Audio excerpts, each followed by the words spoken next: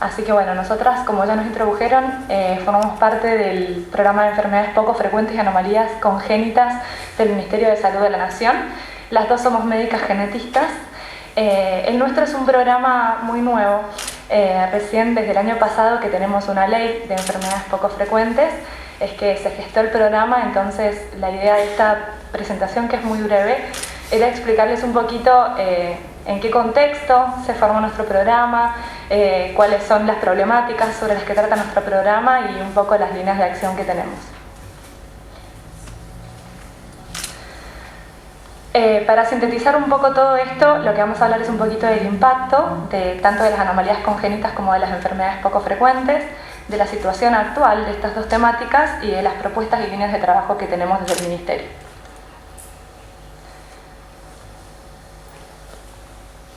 Creo que se me fue una.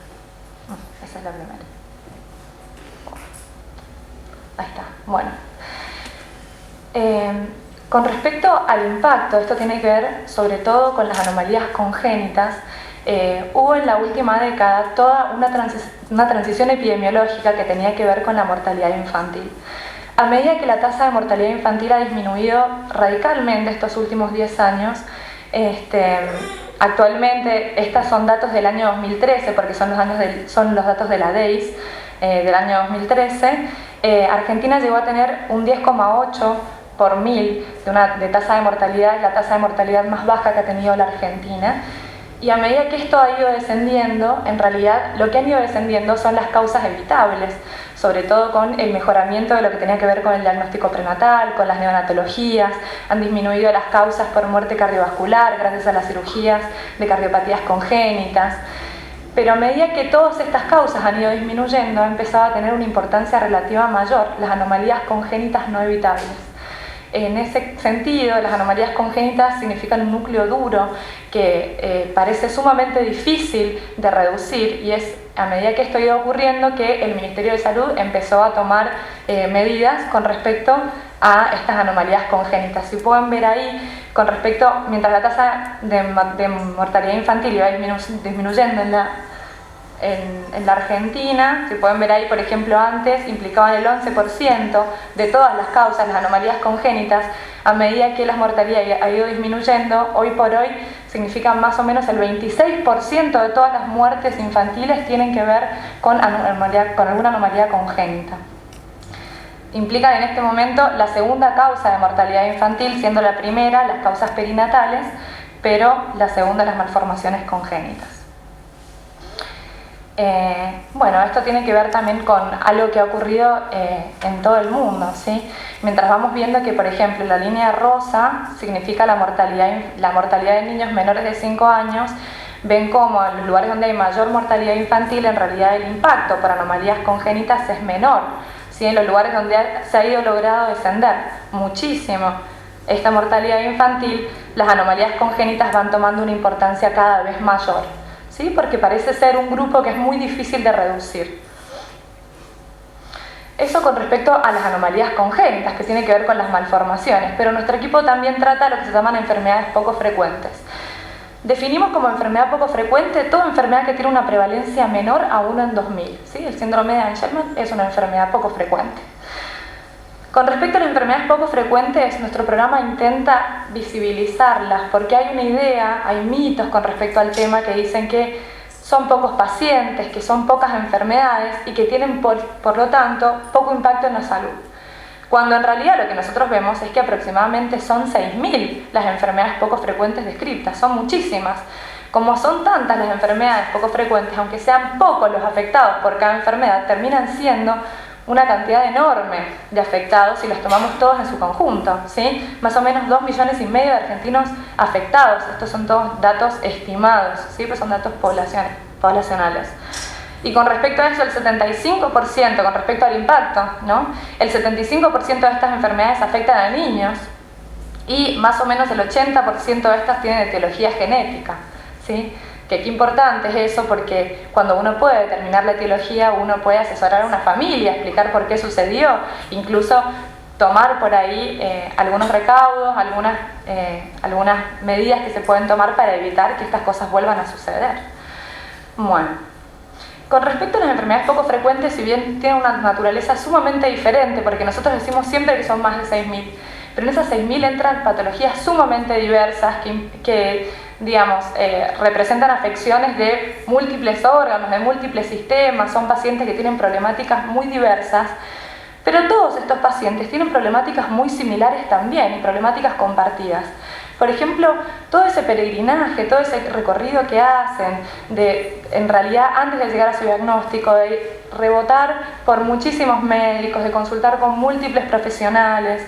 No solo eso, una vez que se llegó a un diagnóstico, es también todo un tema el seguimiento, ¿sí? Como son enfermedades sobre las cuales en general no se tiene mucha información o no son muchos los médicos especializados, entonces también es todo un tema el seguimiento, el tratamiento también. Entonces son enfermedades de origen muy diverso, pero que atraviesan problemáticas muy similares, ¿sí?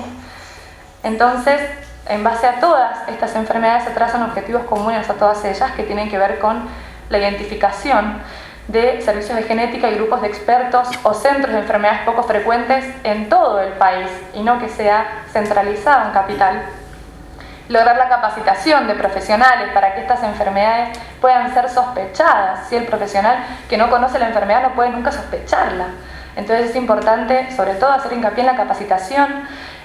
Y bueno, entre otros objetivos importantes tiene que ver con el registro para empezar a tener prevalencias nacionales de estas enfermedades, todo lo que tiene que ver con el aspecto social de estos pacientes, impulsar la investigación, trabajar en conjunto con organizaciones no gubernamentales y lo que tiene que ver con la industria farmacéutica, que es un tema enorme que se viene con respecto a las enfermedades poco frecuentes.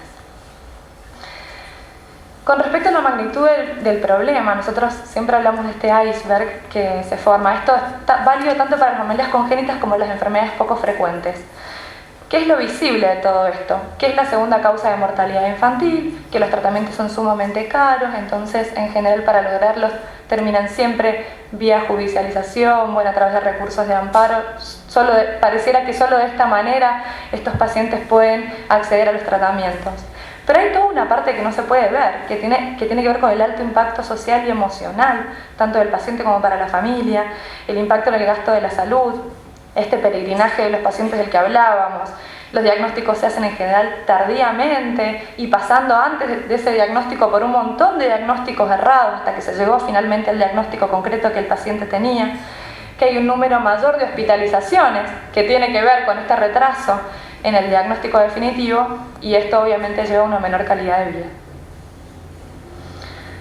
Esto tiene que ver con por qué se creó nuestro programa. Ahora, ¿cuál es la situación actual? Nuestro programa tiene distintas maneras de trabajar, pero trabajamos sobre todo en gestión coordinada con referentes que tenemos en todas las provincias que trabajan con nuestro programa. Nosotros tenemos un diálogo constante con ellos. Trabajamos articulándonos con actores expertos en enfermedades poco frecuentes, como son el Hospital Garrahan, el Hospital Posadas, el Centro Nacional de Genética, el Servicio Nacional de Rehabilitación, el Ministerio de Ciencia y Técnica, el Ministerio de Desarrollo, el Ministerio de Educación, el INADI, la CONADIS y otras áreas dentro del Ministerio de Salud y con organizaciones no gubernamentales. Como les comentaba, desde el año pasado, desde diciembre, tenemos la Ley 26.689 que vela por los derechos de las personas con enfermedades poco frecuentes. Es una ley que fue recientemente reglamentada, así que bueno, es la ley que un poco justifica la formación de nuestro programa. La ley es del 2011, pero ustedes saben que hay un camino entre que se sanciona y se reglamentó este año y el programa es de diciembre, digamos, del año pasado, como para redondear un poco ese caminito que fuimos transitando.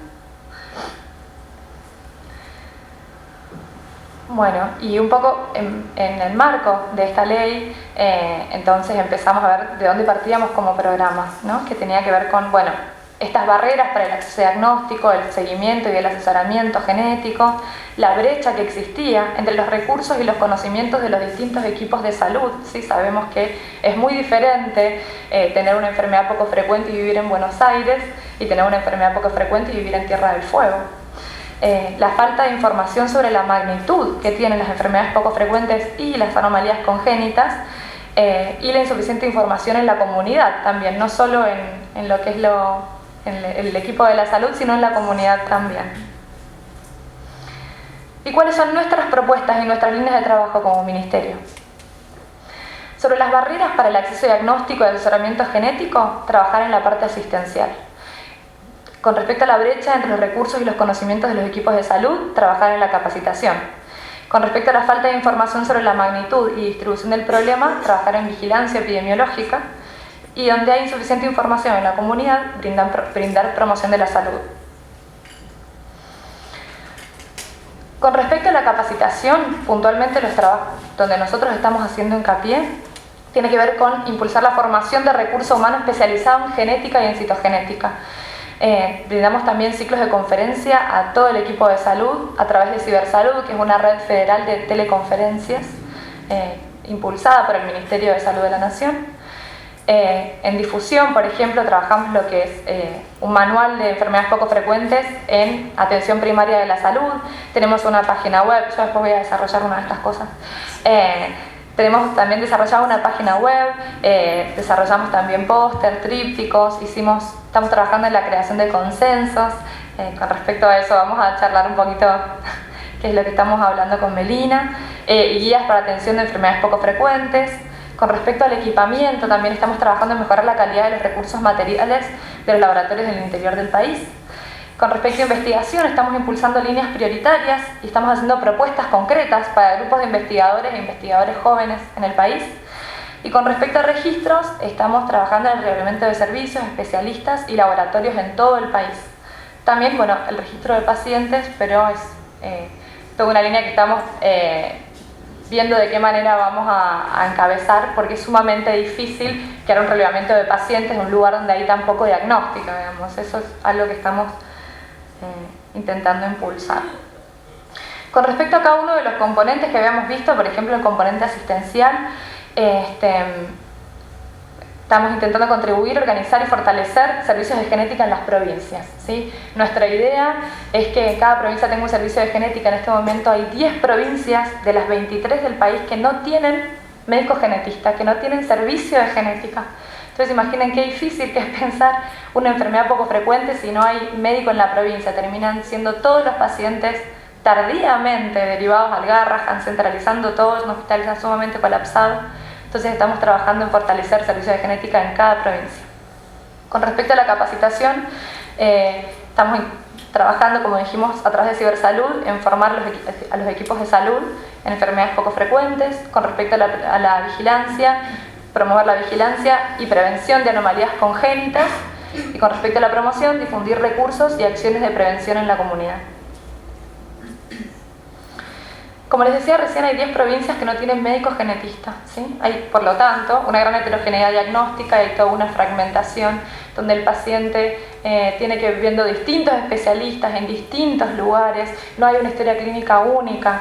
Entonces, esas son todas problemáticas que los pacientes atraviesan. Con respecto a esto, estamos trabajando en un directorio de recursos humanos, laboratorios y organizaciones no gubernamentales para que los pacientes tengan una referencia puntualmente de dónde ir, de acuerdo a la cercanía, de acuerdo a la especialidad que necesita. Fortaleciendo los servicios de genética en los laboratorios del interior y a través del servicio de genetistas itinerantes. En este momento hay 4 provincias piloto con las cuales está trabajando el Ministerio de Salud de la Nación, que tiene que ver con brindar asistencia a través de un médico genetista itinerante, pero que la idea no es que ese genetista siga trabajando in eternum en esa provincia, sino que ese genetista forme un servicio de genética en esa provincia. Entonces ese genetista tiene que visibilizar la magnitud de estas problemáticas, digamos, y tiene que a su vez captar gente propia de esa provincia que esté interesada en el tema y que quiera alguna capacitación y así brindarle algún tipo de capacitación. Lo que logramos este año fue gestionar, por ejemplo, lograr una vacante protegida. Ustedes saben que el Centro Nacional de Genética es el único lugar que forma médicos genetistas, es decir, especialistas en genética en todo el país. Entonces, a través del Ministerio ya logramos proteger una de las vacantes de esos residentes para alguna provincia que no tuviera médico genetista. Entonces, gracias a eso, por ejemplo, hoy Santiago del Estero está formando su primer genetista, que va a ir a vivir a Santiago del Estero y va a formar su servicio de genética en Santiago del Estero. Entonces, bueno, eso se logró en articulación con el Ministerio. Lo mismo pasó con el laboratorio. En este momento estamos trabajando con 2 provincias, con Santiago del Estero y con San Luis, donde vinieron bioquímicos de San Luis y de Santiago del Estero que estaban interesados en formarse en citogenética, estuvieron un año formándose y ahora están en constante capacitación a distancia, digamos, para formarse en citogenética, a través de los genetistas itinerantes también, y a través de un curso de enfermedades poco frecuentes que estamos dando por Cibersalud, que está dirigido a todos los integrantes del equipo de salud. Con respecto a la vigilancia, no sé si ustedes conocen el Registro Nacional de Anomalías Congénitas, que forma también parte de nuestro programa. El RENAC funciona desde el año 2009 y en realidad está ampliándose cada vez más. Empezó con 4 maternidades en el año 2009, hoy tiene más de 190 y está proyectado a ampliarse cada vez más. Al principio solo tenía maternidades del ámbito público, ahora está teniendo también maternidades del ámbito privado, que tiene en realidad como objetivo principal hacer vigilancia epidemiológica de anomalías congénitas. Todas aquellas anomalías congénitas que nacen en estos hospitales que forman parte del RENAC son constantemente siendo reportadas al RENAC, y entonces el RENAC hace todos los años informes que tienen que ver con la epidemiología de estas enfermedades, cuáles son las más frecuentes, a su vez también ver si hay algún tipo de referencia geográfica a estas malformaciones, si hay algún tipo de alarma epidemiológica que tiene que ver con las malformaciones, ahora que está por ahí tan en boga el tema, por ejemplo, de Monsanto, ¿no? y de las malformaciones. Entonces este sistema de vigilancia es justamente para eso.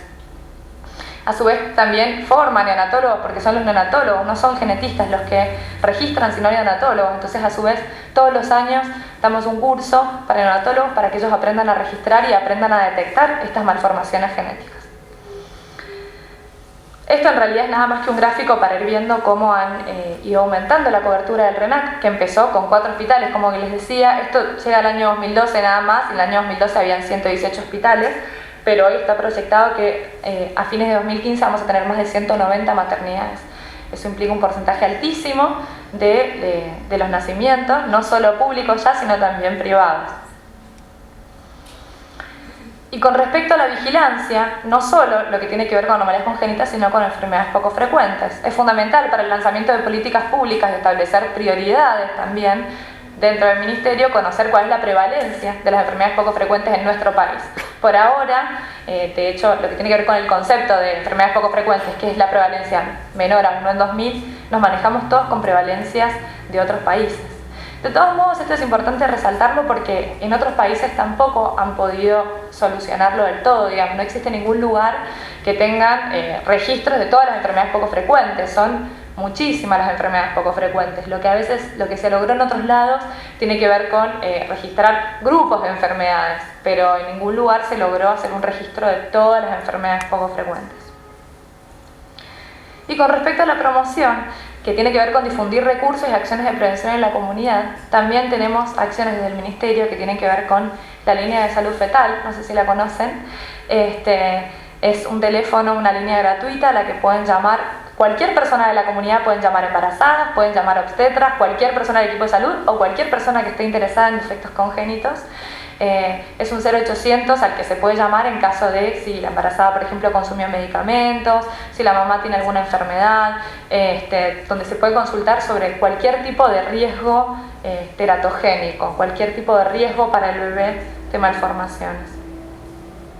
Es importante saber esto porque aproximadamente el 50% de los defectos congénitos se pueden prevenir si se toman las medidas necesarias durante el embarazo. Con respecto a promoción también, nosotros impulsamos un portal de información que es nuestra página web del programa.